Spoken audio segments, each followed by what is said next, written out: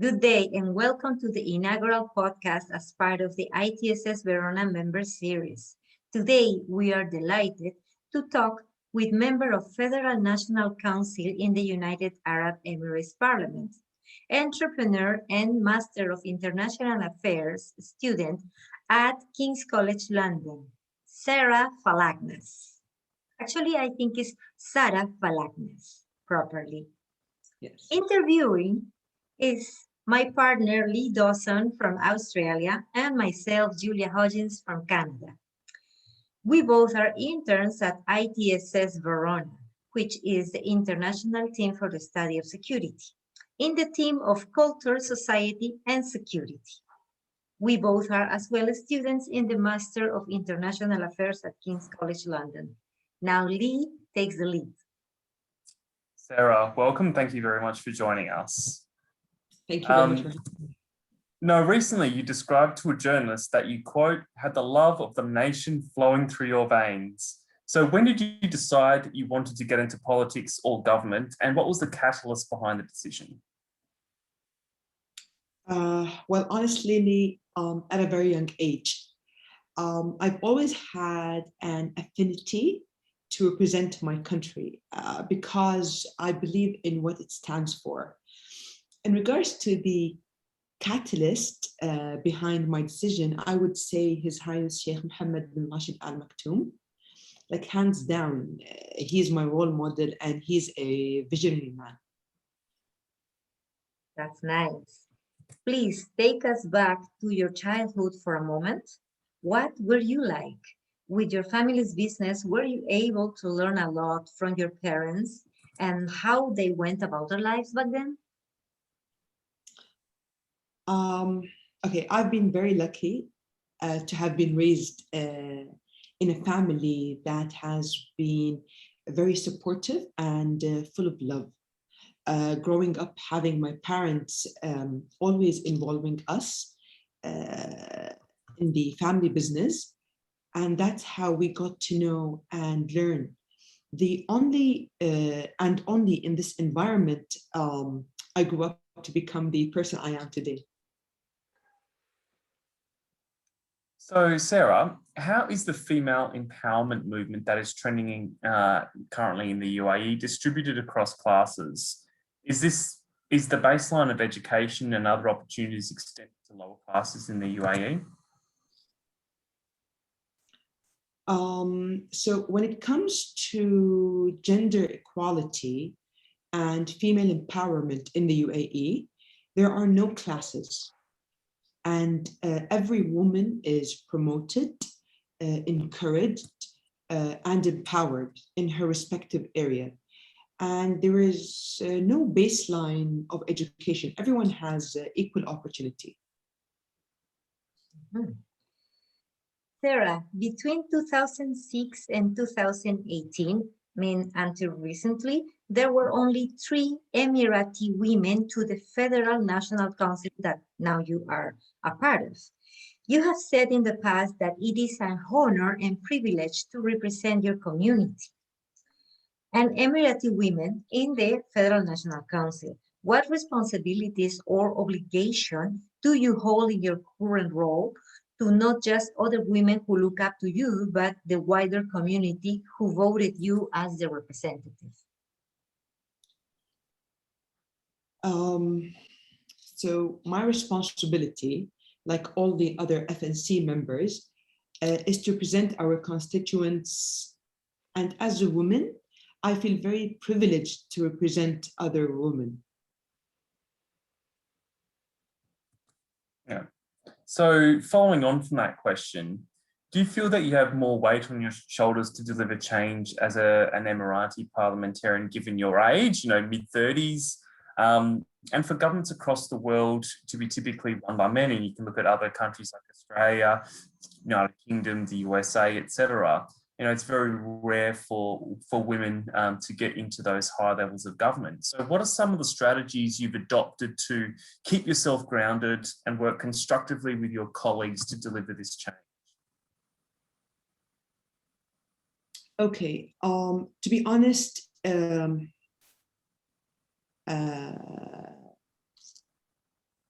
in terms of, sorry, can you please repeat the question again? Yeah, sorry. So do you feel that you have more weight on your shoulders to deliver change as an Emirati parliamentarian, given your age, and for governments across the world to be typically run by men? So what are some of the strategies you've adopted to keep yourself grounded and work constructively with your colleagues to deliver change across the UAE? Okay. The government encouraged youth to be part of its strategy because youth are the future. So one of the strategies is listening to my peers, adapting to the new trends of culture, and recognizing that every decision we make affects others across borders, because we live in a such interconnected world. And going back again to the gender advancement movement, and do you see there is an end, a stop line for this gender advancement in the United Arab Emirates? For example, could a woman freely or not choose for a divorce or for a marriage or stuff like that? We do, they do so have that right? So as far as I'm aware, they do have that right currently. Oh, so currently women can choose a marriage or a divorce. Yes.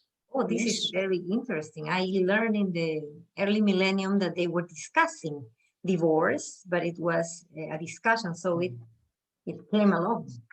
In the UAE? Mm-hmm. No. They do have the right. That is wonderful.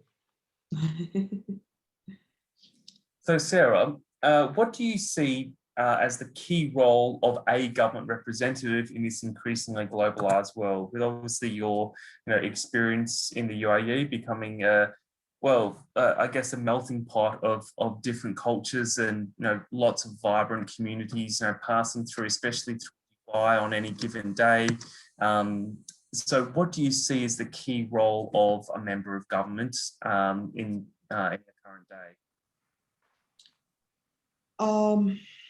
So the role we play in the government affect not only domestic in our country, but affects nations around the world. So I believe that the key role that we all should be playing, the role that advances peace, tolerance, prosperity, and opportunity. That's a very fair vision. And how much can the laws in the United Arab Emirates change to share the power and decision making? And how far do you think that could go, the push for changes within the period you are in the council? Let's say, having the role of your council extended to include some level of authority or scrutiny over the government apparatus. Okay, the FNC works hands in gloves with the government. The government listens to the FNC, and we have an oversight on the government's decisions, propositions, and legislations. And can the council push authority to scrutinize the government decisions, or do you think it could evolve in the near future? So if a government decides or wants to put forward a legislation, it first comes to us as the Federal National Council.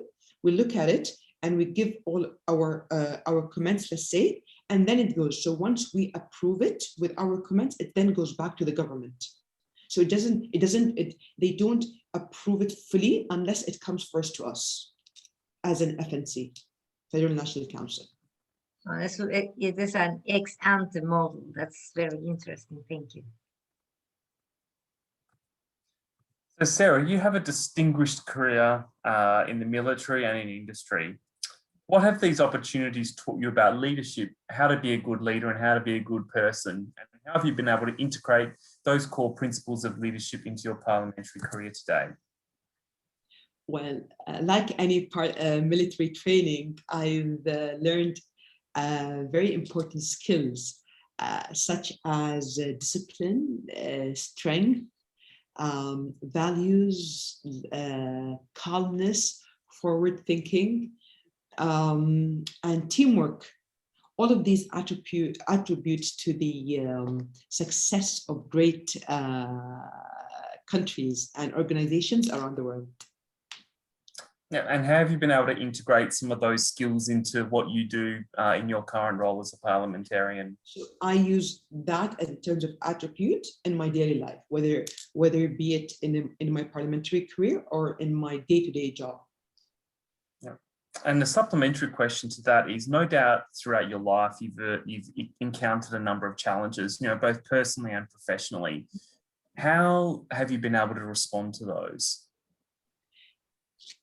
So life comes with challenges, right? And being, for example, let's say being a woman and also distinguished as part of the youth, let's say, for example, and having that political career, that also comes with challenges. But most of the challenges that it comes with, it is internationally, globally, and not domestically, because we are empowered.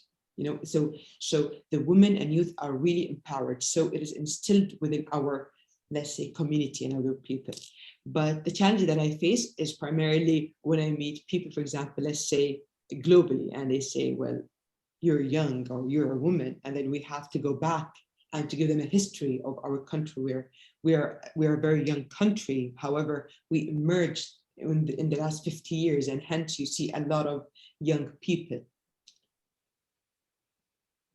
We're coming close to the end of the time we asked you to, so we're just going to go with two last questions.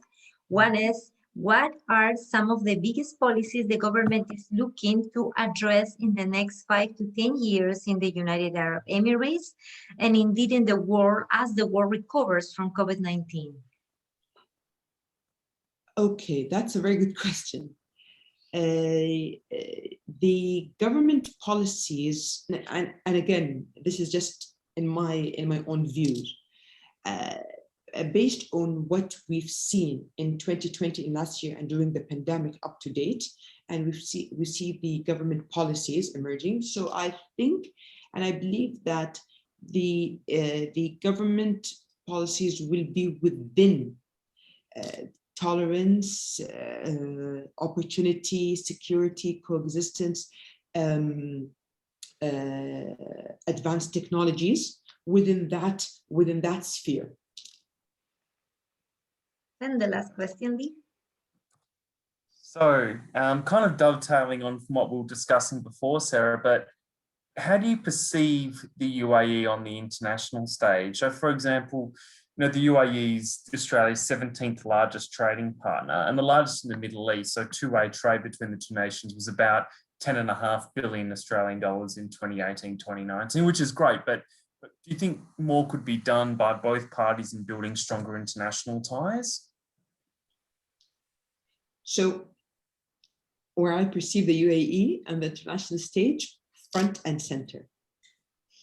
It's not just me talking about it, but by the vote of the 170 countries that voted via the BIE for Dubai to host the Expo 2020.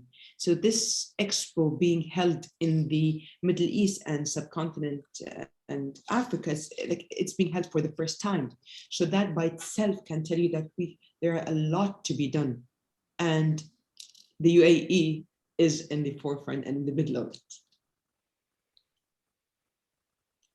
We want to thank you very much for giving us your time, your words, and sharing that beautiful smile. And I'm also very thankful with my partner, Lee. And thank you for watching us. And this video, you can send us your feedback through the website of ITSS for everybody who's seeing us. Thank you very much. And thank you very much for having me. Thanks, Sarah. Thank you.